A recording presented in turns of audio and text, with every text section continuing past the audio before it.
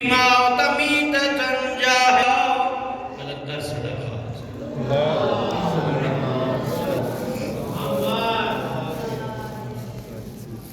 مالک کائنات آپ تمام کا چل کے آیا اپنے بارگاہ مقدس میں قبول فرمائے۔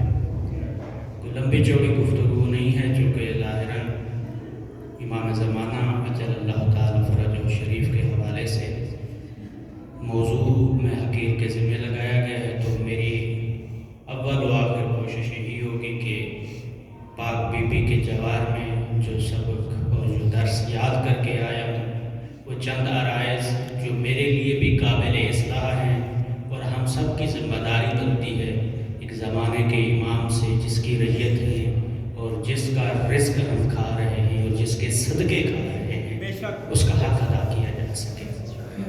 تو ظاہراً یہ کچھ جو عرائض ہیں، کتاب ہمارے پاس جو ہمارے مذہب تشیع کی معتبر کتاب ہے اصول کافی، جو کہ یعقوب کلینی علیہ الرحمہ نے لکھی ہے، ایک روایت ہے اسی کا تسلسل اور چند جو گزارشات ہیں وہ آپ کی خدمت میں عرض کروں گا۔ باب غیبت ہے اصول کافی میں، جلد نمبر 2 ہے، اور باب غیبت میں محمد بن یحییٰ والحسن بن محمد جمیعاً عن جعفر بن محمد الکوفی، تو اسی کو ادامہ دیتے ہوئے چونکہ حوالہ میں نے آپ کی خدمت میں عرض کر دیا ہے تو اسی امام زمانہ کے حوالے سے ہم چند عرائض پیش کریں گے۔ سب سے پہلے تو میں جیسے تراتب کے ساتھ یا تکراراً تمام مومنین اور زائرین کی خدمت میں عرض کرتا ہوں کہ مجھے نہیں معلوم کہ آپ کی کون سی نیکی ہے کہ پاک سیدہ نے اپنی جد کا ذکر آپ کو اپنے گھر میں بیٹھ کر سننے کی توفیق عطا کی ہے۔ پاکستان میں بھی آپ مجالس سنتے ہیں، ذکر سنتے ہیں، دنیا کے ہر کونے میں سنتے ہیں، لیکن جن کا ذکر ہو انہی کا ذکر انہی کے گھر میں بیٹھ کے سننے کا لطف بھی آتا ہے۔ اس کی معنویت، اس کی روحانیت جو ہے وہ اپنے مقام ہے۔ اور بالخصوص جو میرے زائرین چل کے آتے ہیں، میرے چوتھے امام فرماتے ہیں کوئی بھی بندہ تب تک جوار اہل بیت میں آ ہی نہیں سکتا جب تک اس کے آنے پہ میری ماں زہرا مہر ثبت نہ کر دے۔ اس سے بڑی اور عظمت کیا ہے؟ اپنے مقام کو سمجھیں، اپنی منزلت کو سمجھیں کہ کس مقام پہ آپ فائز ہیں اور کس عہدے پہ، کس سرٹیفکیٹ کے ساتھ آپ یہاں پہنچے ہیں۔ آتا کوئی نہیں ہے، بلایا جاتا ہے، چنا جاتا ہے، انتخاب کیا جاتا ہے۔ ہاں لیکن اتنا ضرور کہتا ہوں، مجھے نہیں پتا کسی کی کیا نیکی ہے، لیکن اتنا ضرور کہوں گا کہ پتہ نہیں ہے آپ میں سے جتنے بھی زائرین یا جتنی بھی کنیزان زہرا بیٹھی ہیں، نہیں معلوم کس کی ماں نے کون سی نیکی کی ہے کہ خدا راضی ہوا ہے تم اہل بیت کے جوار میں چل کے آئے۔ جا کے اپنی ماں کی قدم بوسی کرنا، اس کے حق میں دعا کرنا کہ اس کی گئی نیکی کے صدقے آج تم جوار اہل بیت میں موجود ہے۔ اور کوئی عام زیارت نہیں ہے، 11ویں آقا کی سکہ مستند روایت ہے۔ آقا فرماتے ہیں کہ جو 5، 12، 14 معصومین کی زیارت نہ کر سکتا ہو مالی معاملات کی وجہ سے یا مثلا قانونی معاملات کی وجہ سے یا زندگی کی مصروفیات کی وجہ سے وہ 5، 12، 14 معصومین کی زیارت نہ کر سکتا ہو، تو اگر وہ بنت موسیٰ کاظم کریمہ اہل بیت کے جوار میں آ کے اس شہزادی کی زیارت کر لے، ایسے سمجھے کہ اس نے 5، 12، 14 معصومین کی ایک ہی وقت میں زیارت کر لی۔ اس سے اور بڑی عظمت کیا ہو؟ عظمت سیدہ بلندتر صلوات اللہم صلی علی محمد وآل محمد۔ اس سے اور بڑی ہمارے لیے فضیلت کیا ہو کہ 5، 12، 14 معصومین کی زیارت کرنے کو ہمیں نصیب ہو جائے۔ تو اپنے موضوع کی طرف آتا ہوں، مختصر سے وقت میں چاند ایک عرائض میں آپ کی خدمت میں پیش کرنا چاہوں گا۔ پیغمبر کی مستند حدیث ہے، پیغمبر فرماتے ہیں من مات ولم یعرف امام الزمان ہی مات میتۃ جاہلیہ۔ اس کا ترجمہ ہے، پیغمبر فرماتے ہیں جو بندہ، یہاں پہ نہیں کہا سنی ہو، شیعہ ہو، بریلوی ہو، لبنانی ہو، فلسطینی ہو، پاکستانی، نہیں کہا جو بندہ اس کائنات میں موجود ہے اگر وہ اپنے زمانے کے امام کی معرفت نہ رکھتا ہو، ماتا کافرہ، ماتا یہودیہ، ماتا نصرانیہ، اگر وہ اپنے زمانے کے امام کی معرفت کے بغیر اس دنیا سے چلا جائے، گویا وہ یہودی ہو کر مرا ہے، کافر ہو کر مرا ہے،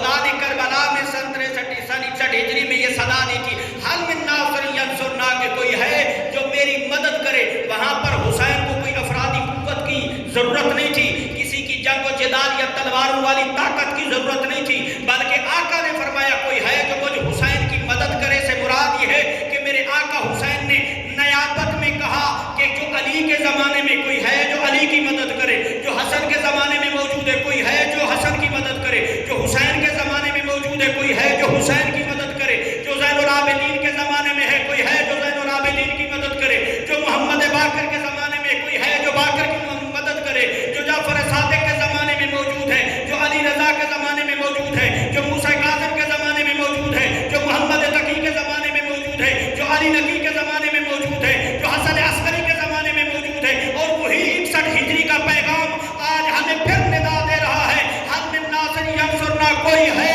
जो महदी के ज़माने में महदी की मदद करने वाला हो। हाँ, तो हम देखें हम आया मदद कर रहे हैं या नहीं कर रहे, हम कहाँ पे हैं? चूँकि हमारी चाहतें, हमारी ख्वाहिशें, हमारे मकासद ये हैं, हम सियासी तौर पर मजबूत हों, हमारे ताल्लुकात हो, हमारी दौलत हो, हमारी शोहरत हो, हमारी इज्जत हो, हमारे दाएं बाएं 4-5 बंदे हों, ताल्लुकात हों, यानी हमारी शख्सियत, हमारा तारुफ बड़ा हो, नहीं बल्कि उनके तारुफ को अपने साथ मुत्तसिल कर ले जिनके तारुफ के लिए अल्लाह ने इस कायनात को खल्क किया है। हाँ, तुझे असलन किसी तारुफ की जरूरत ही नहीं पड़ेगी। क्यों? क्योंकि मेरे खालिक ने वाक़ई तख्लीक़े कायनात मोहम्मद और अहले बैत मोहम्मद को करार दिया है। हाँ, कि मैंने अगर कायनात को खल्क किया है तो वह इल्लत बेसबब इसलिए कि मैंने मोहम्मद और अहले बैत मोहम्मद को खल्क फरमाया। तो फिर हम देखें हम कहाँ पे मौजूद हैं। इस मम्मात यारिफ के 2 माना है। एक बेमाना मारिफत हमने देखना है कि इस यारिफ से मुराद इस 2 माने में वजाहत क्या बयान की गई है। बाज़ दफ़ा हमारे यहाँ एक मुगालता पाया जाता है कि जिसे एक किस्म में एक वक्त में हम उसे मारिफत कहते हैं यानी बेमाना बसीरत, और एक वक्त में हम उसे कहते हैं इंट्रोडक्शन यानी तारुफ। इंट्रोडक्शन क्या है? मसला मौला का नाम ये है, उनके वालिद का नाम ये है, उनकी जाए पैदाइश ये है, इतने साल गैबत कुबरा थी, इतने साल जनाब गैबत सुगरा है, और मसलन जो है सामर्रा में उनकी मकाम गैबत मौजूद है, और ये मसलन मौला के नाइबीन थे। ये तारुफ है मौला का, ये इंट्रोडक्शन है, ये मारिफत नहीं है। मारिफत से मुराद क्या है? अब्दुल्लाह तक इबादत से पूछा गया, आगा मारिफत किसे कहते हैं? आगा कहते बगैर किसी लेकिन वैकन ऐसे वैसे जैसे मगर अगर के बगैर किसी चूचरा के मिनोवन फरमाने मोहम्मद और आले मोहम्मद पर अमल करने का नाम है मारिफत। हाँ, जहाँ पर तेरी अगर आ जाए, मगर आ जाए, चूचरा आ जाए, इसका मतलब है कहीं ना कहीं पे कोई ना कोई खराबी चल रही है, यानी बगैर चूचरा के मोहम्मद और अहले बैत मोहम्मद की सीरत के ऊपर अमल करने का नाम है मारिफत।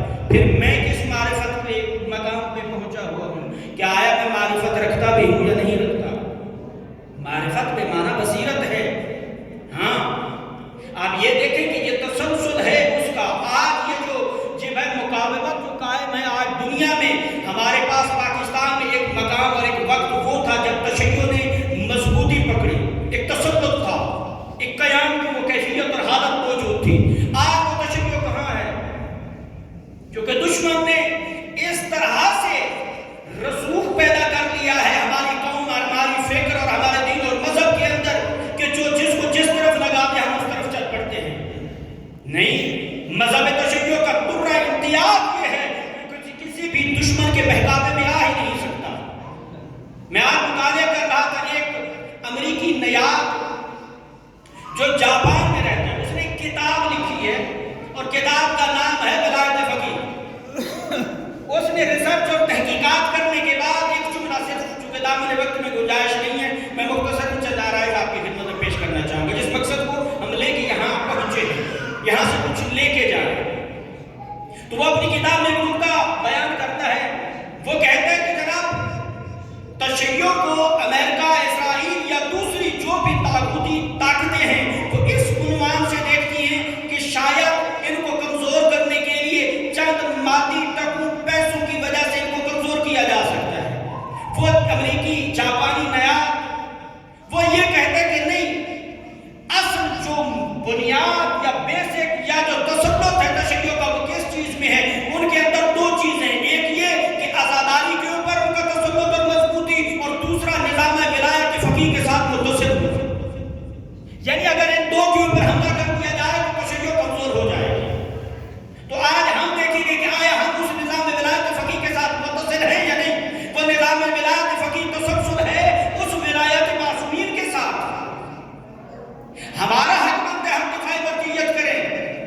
मर्जियत के पीछे जहां पर तागूत और दुश्मन जिस तरह से तसल्लुत और रसूख हासिल करना चाहता है, सोशल मीडिया के ऊपर आजकल आप अमूमी तौर पे देख सकते हैं जनाब मोमिनीन हज़रात की जो जाली वीडियो है वो बना के जनाब क्लबों के अंदर और शराब खानों में मय खानों में जनाब दिखाई जा रही। क्या साबित करना चाह रहा है दुश्मन? यानी इस लिबास की अजमत और फजीलत और शरफ को कम करना चाहता है कि ये भी हाँ दूसरी जगह जैसे अमूमी आम दूसरे लोग जो है वो इस्तेफादा करते हैं, इस तरह से इस फील्ड के लोग भी इस्तेफादा करते हैं। नहीं, हमें मुतवज्जे होना है कि यही निज़ाम वलायत फ़क़ीह हमें तो सबके साथ लेके चलेगा उस परचम के साए तले जो परचम महदवियत है। अगर आज हम इस निज़ाम मर्जियत से हट गए तो हमारे लिए मुश्किलात पैदा हो जाएंगी। आज पाकिस्तान में हमारे लिए क्या नकाइस है, क्या कमजोरियां हैं?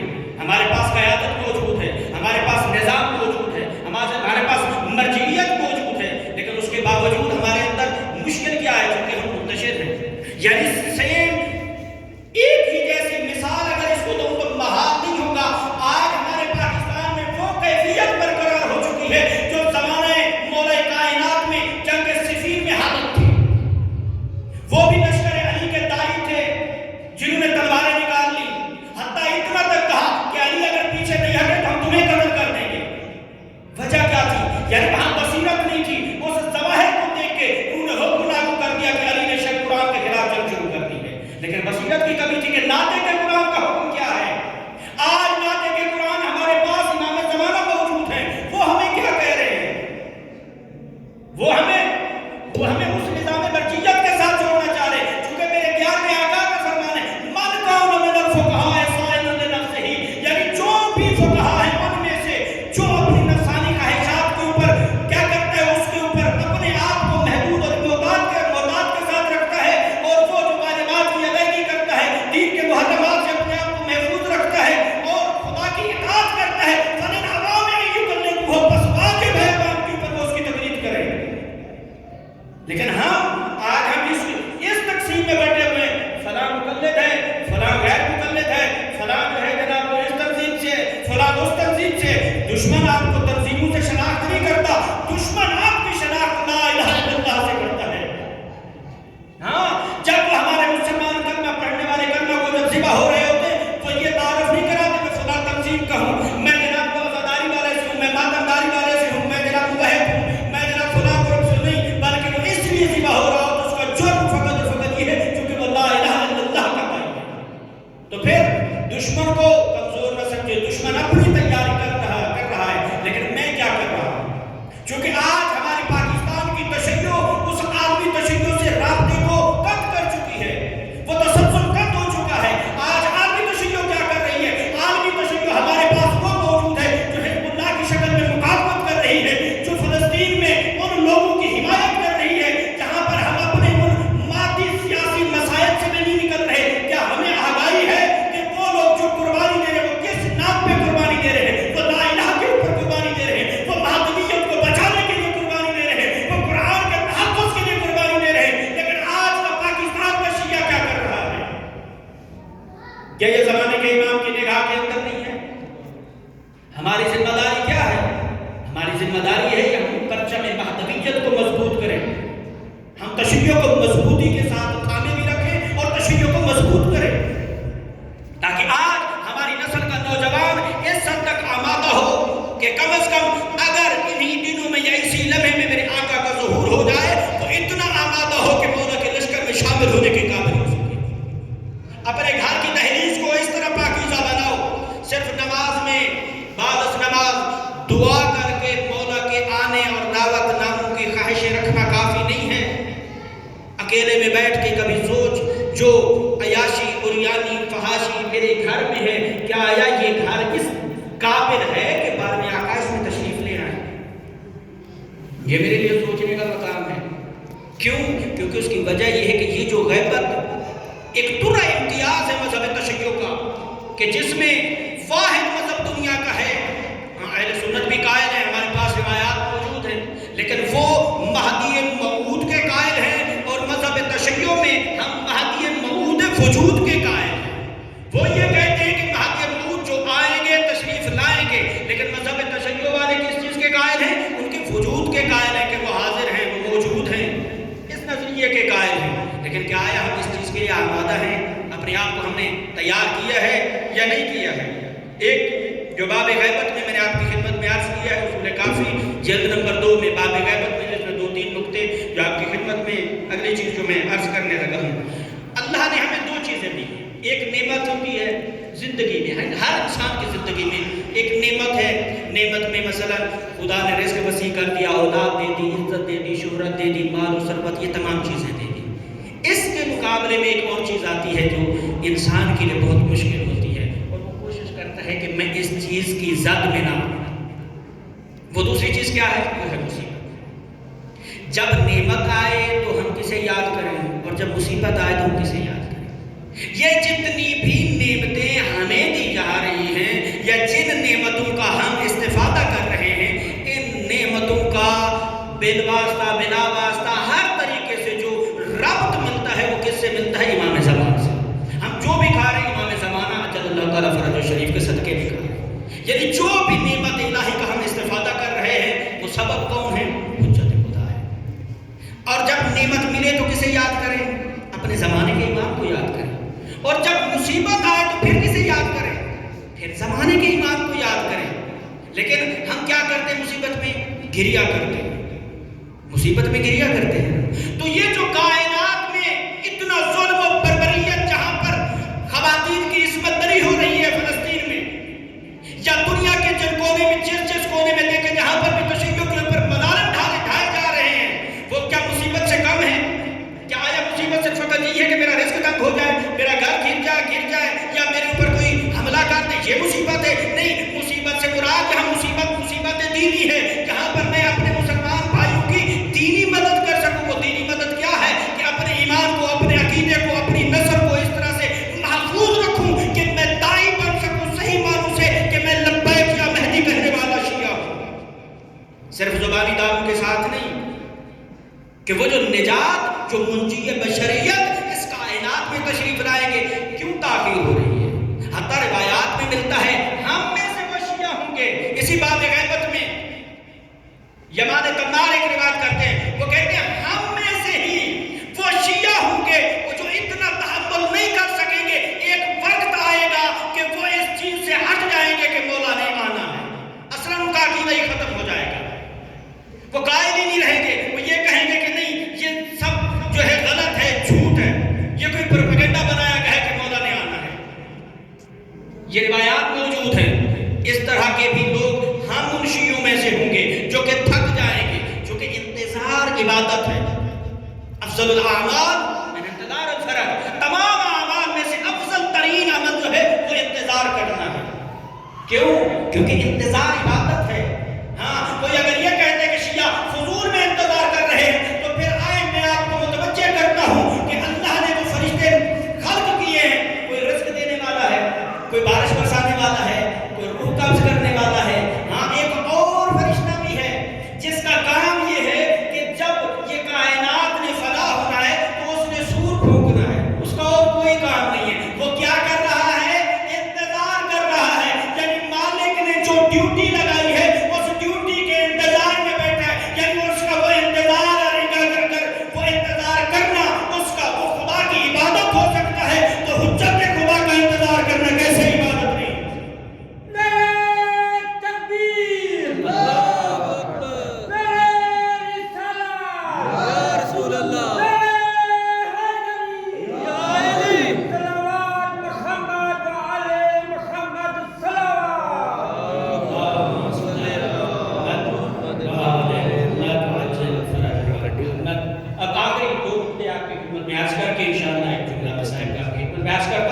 ایک اور جملہ، ایک نقطہ باب غیبت میں اسی روایت کا، یمان تمار کی روایت کا اگلا حصہ، وہ فرماتے ہیں کہ خاص شباہت ہے. دیکھیں ہمارے لیے یہ پورا امتیاز ہے، یہ کوئی عام بات نہیں ہے جو ہم شیعہ موالیان حیدر قرار بیٹھے ہوئے ہیں.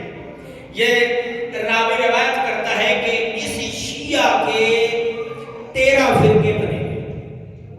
کتنے؟ 13 فرقے.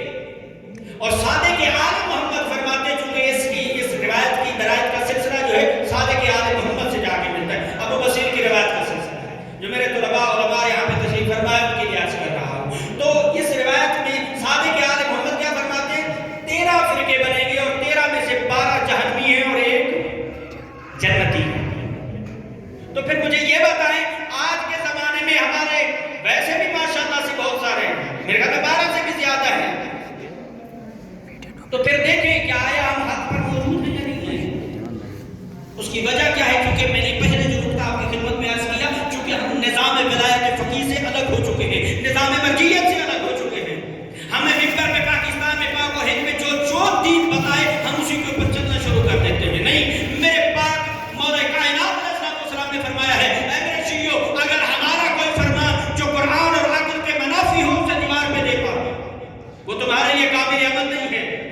जो भी منبر پر آ کر اہل بیت علیہ السلام سے نسبت دے کے جو بھی بیان کر رہا ہے، کیا وہ ہمارے لیے دین ہے؟ کیا وہ ہمارے لیے حجت ہے؟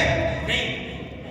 ہماری نوجوان نسل کا یہ حق پہنچنا ہے، چونکہ یہ محراب اور منبر یہ ایسی ذمہ داری ہے جو ہماری نوجوان نسلوں کے دماغ کے اندر اس تشیع کا پیغام رسوخ کر رہی ہے، جو ہماری آنے والی نسلوں کی یا تو اصلاح کا باعث بنے گی یا بگاڑ کا باعث بنے گی۔ تو میں ان تمام اپنے زائرین سے، مومنین سے، جو جلسوں کے بانی ہیں، جو گاہگاہوں کے بانی ہیں، ان سے التجا ہے کہ کم از کم ان بندوں کو لائیں جو علم کے ساتھ متمسک ہوں، جو ولایت فقیہ کے ساتھ متمسک ہوں، جو نظام مرجعیت کے ساتھ متمسک ہوں، جو فقاہت کے ساتھ جو ہے وہ متمسک ہوں، جو مقاومت کے ساتھ جو ہے متمسک ہوں۔ کیوں؟ کیونکہ ہماری آنے والی نسل اس چیز کے لیے آمادہ نہیں ہے۔ آج ہمیں عزاداری کے مسائل ہوتے ہیں، چونکہ ہمارے وہ نوجوان اپنے دوستوں کے ساتھ ان محرم میں ان تبرک تقسیم کرنے میں مشغول ہوتے ہیں، ان کو نہیں پتا کہ اس عزاداری کے تحفظ کے لیے ہمیں اپنی جان دینے کے لیے بھی دریغ نہیں کرنا چاہیے۔ وہ ہمیں کون بتائے گا؟ وہ جس کو ہم منبر پہ لے کے آتے ہیں، وہ ہمیں ہماری نسلوں کو آگاہی دے، وہ مہدویت کا پرچار کرے، وہ امام زمانہ اجل اللہ تعالیٰ فرج شریف کی معرفت کا حق ادا کرے۔ ہماری مجالس میں، ہمارے پاک و ہند میں کتنا مولا امام زمانہ اجل اللہ تعالیٰ فرج شریف کے موضوعات کے اوپر مجالس ہو رہی ہیں۔ صرف ہمیں یہ پتہ ہے 15 شعبان کو مولا کی ولادت ہوئی ہے۔ اس کے علاوہ میں چند ایک سوالات آپ کی خدمت میں پیش کر دیتا ہوں۔ کیا آیا مولا امام زمانہ اجل اللہ تعالیٰ فرج شریف، کیا آیا چونکہ حج واجب ہے تو مولا موجود ہے، سوال یہ پیدا ہوتا ہے کیا امام زمانہ حج ادا کرتے ہیں یا نہیں کرتے؟ شادی کرنا سنت نبی ہے، کیا امام زمانہ نے شادی کی ہے یا نہیں کی ہے؟ کیا مولا کی اولادیں موجود ہیں یا نہیں موجود ہیں؟ یہ وہ سوالات ہیں جو تیری معرفت و بصیرت کے ساتھ تعلق رکھتے ہیں۔ اگر تو خاندان عصمت کے اس حجت خدا کے بارے میں اتنی بھی معرفت نہیں رکھتا تو پھر کون سے دعوے کر رہا ہے کہ میں مولا کے لیے جان دینے کے لیے تیار ہوں، میں تلوار اٹھا کے اپنی عزت و ناموس و آبرو و مال و دولت کے ساتھ مولا کی نصرت کروں گا؟ اگر مجھے اس بارے میں معلومات ہی نہیں ہے، ایک تعارف ہی نہیں ہے، تو میں معرفت کہاں سے حاصل کروں؟ یہ سوالات ہیں کہ ہماری ان نوجوان نسلوں کو پتہ ہے۔ اگر کوئی دشمن بھی پوچھ لے بھائی تمہارا زمانے کا امام پردے غیبت میں بیٹھا ہوتا ہے تو حج کرنے آتا ہے یا نہیں آتا؟ اگر آتا ہے تو نظر کیوں نہیں آتا؟ یہ سوالات ہیں، اس سے اور بھی سوالات ہیں۔ میں زیادہ اختلاف کی طرف نہیں جاتا کہ آپ کے ذہنوں کو مشوش کرنا مقصود نہیں ہے۔ ہاں، یمان تمار کہتے ہیں ایک اگلا حصہ کہ میرے 12ویں آقا کے ساتھ آخری نقطہ عرض کرنا چاہتا ہوں۔ ایک شبہت ہے، یہ جو زمانہ غیبت ہے، لیکن پورا امتیاز ہے اس تشیع کا کہ 1200 سال تک ابھی تک بھی ہم اس عقیدے کے اوپر قائل ہیں، ہم مہدویت کے قائل ہیں، ہم مہدی وجود موجود کے قائل ہیں۔ کس وجہ سے؟ یہ پورا امتیاز ہے اس تشیع کا جو نظام مرجعیت کے تسلسل کے ساتھ، جو ولایت فقیہ کے تسلسل کے ساتھ، جو ولایت معصومین کے تسلسل کے ساتھ آج ان مجتہدین مراجع عظام اور بزرگان اور فقیہان نے ہم تک پہنچایا ہے۔ یہ اس کا نتیجہ ہے کہ ہم آج بھی اس عقیدے کے قائل ہیں۔ نہیں تو اگر ایک فلسفے کے عنوان سے میں سوال اور اس کا جواب دے کے میں ختم کرنا چاہتا ہوں، خود ہم ایک سوال پیدا کرتے ہیں، کیا آیا وجہ کیا تھی کہ یہ جو دو غیبتیں ہیں خداوند متعال ایک غیبت کبریٰ ہی کر دیتے؟ کیوں یہ پھر پہلے غیبت صغریٰ ہوئی، پھر غیبت کبریٰ جو ہے وہ ہوئی ہے؟ 4.5 سال کے سن میں مولا نے منصب امامت سنبھالا، تقریباً 9 مہینے کم 33 سال مولا کا دور امامت ہے۔ اختلاف میں نہیں جاتا جو ہے میں بیان کرنا چاہتا ہوں۔ تو یہ جو امت کے درمیان رہے ہیں غیبت صغریٰ اور کبریٰ کا یہ جو دورانیہ رہا ہے، اور اس میں مولا کے نائبین بھی رہے ہیں، کیا وجہ تھی کہ 2 غیبتیں بنائی گئی؟ آغا اس کی وجہ یہ ہے کہ چونکہ لوگ اس غیبت کے بارے میں تحمل ہی نہیں رکھتے تھے۔ اصلاً چونکہ وہ 11 اماموں کی محنت، ان تمام انبیاء کی محنت کا صحرا آتا ہے حجت خدا کے اوپر، جنہوں نے تمام ادیان کی اور دین محمدی کا پرچار اور اس کے اوپر مہر و ثبت کرنی ہے، وہ حجت خدا نے کرنی۔ تو پھر یہ کیا وجہ تھی؟ کس وجہ سے یہ 2 غیبتیں ہوئی؟ ایک غیبت صغریٰ اور ایک غیبت کبریٰ۔ تو یہ ہمارے لیے اس وجہ سے تاکہ یہ غیبت صغریٰ میں ہم اس چیز کو تحمل سے لے سکیں، اسے قبول کر سکیں کہ واقعاً حجت خدا پردہ غیبت ہے۔ نہیں تو اس کی ایک مثال آپ لے سکتے ہیں، جب حضرت موسیٰ علیہ السلام کوہ طور پہ گئے تھے، 40 دن غائب ہوئے تھے، جبکہ بتا کے بھی گئے تھے کہ میں کوہ طور پہ جا رہا ہوں اور خدا سے گفتگو کرنے، ناز و نیاز کرنے جا رہا ہوں۔ پیچھے امت کا کیا حال ہوا تھا، قوم کا کیا حال ہوا تھا؟ پچھڑے کی بت پوجا کرنا شروع کر دی تھی۔ اس کا مطلب یہ ہے ان کی ذہن سازی نہیں تھی، وہ آمادہ نہیں تھے، ان کو تیار نہیں کیا گیا تھا کہ 40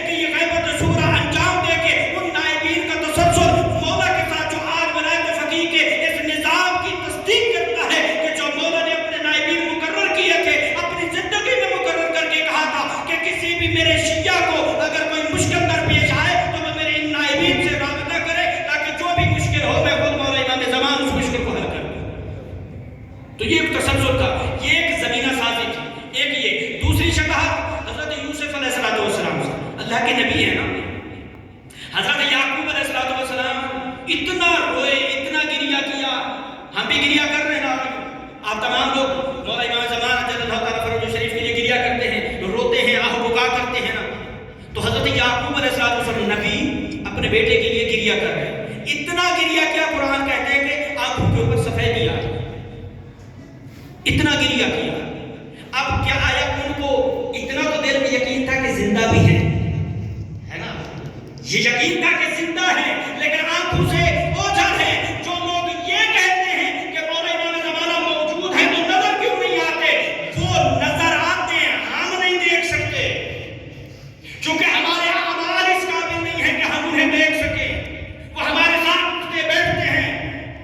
ایک روایت کا جملہ ہے کہ ہر جمعرات کو آپ کے نامے اعمال بارہویں آقا کے پاس پہنچتے ہیں، جن کے اعمال اچھے ہوتے ہیں وہ ان کے حق میں دعا کرتے ہیں، اور جن کے اعمال برے ہوتے ہیں ان کے اعمال کے اوپر گریہ کرتے ہیں۔ تو میں آپ سے سوال کرتا ہوں، کیا یہ دکھ کم ہے کہ وہ کربلا کے ان غریب کے اوپر یا جناب اکبر کی بچی پہ روئیں یا آپ کے گناہوں پہ روئیں؟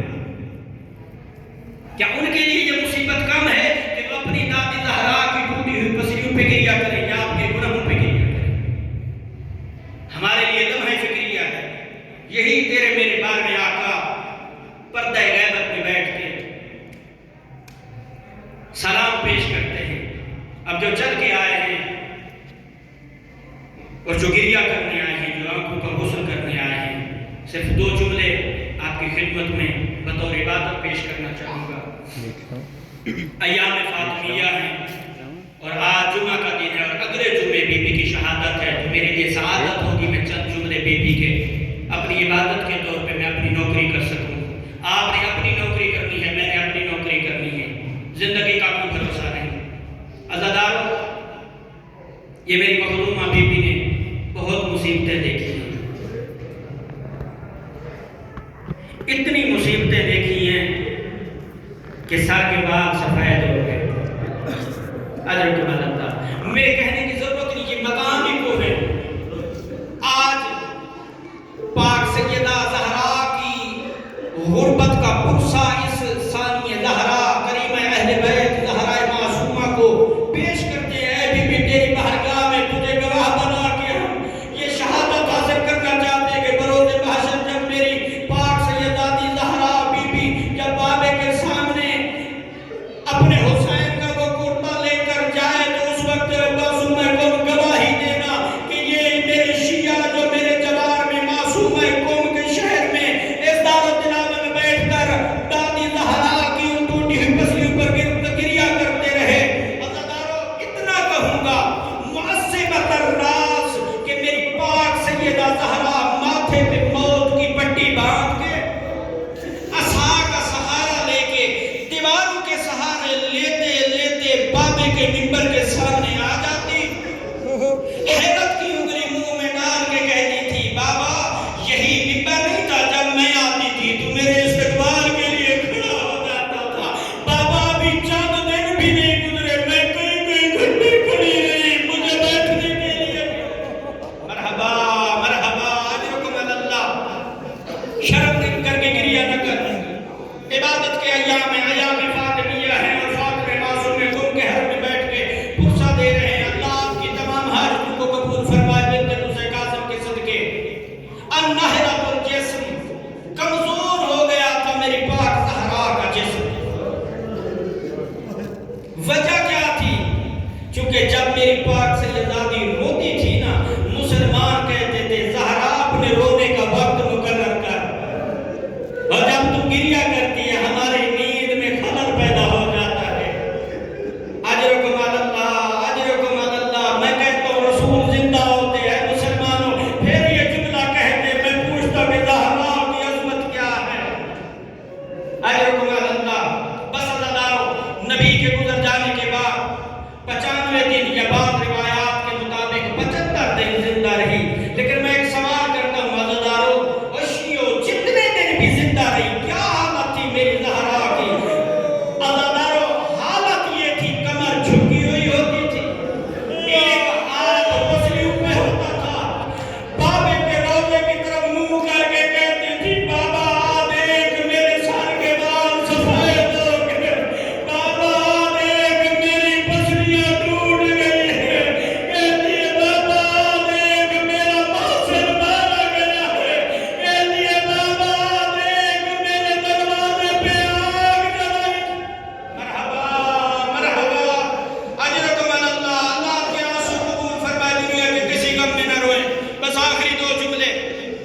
بس عزادارو آخر وقت تھا میری پاک سیدادی کا.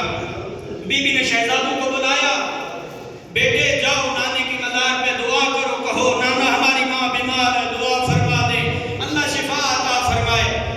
ادھر سے جناب فضا کو آواز دی, فضا جلدی آ, جی آقا زادی. بی بی نے کہا فضا میں مصلی عبادت پہ جا رہی ہوں, جب تک تسبیح کی آواز آئے نا سمجھنا میں زہرا زندہ ہوں, جب تسبیح کی آواز ختم ہو جائے نا سمجھنا میں زہرا دنیا کے دکھوں سے آزاد. مرحبا, اتنی تو تھکی ہوئی تھی نا میری زہرا. وزدار دو شہزادے نانے کی مزار پہ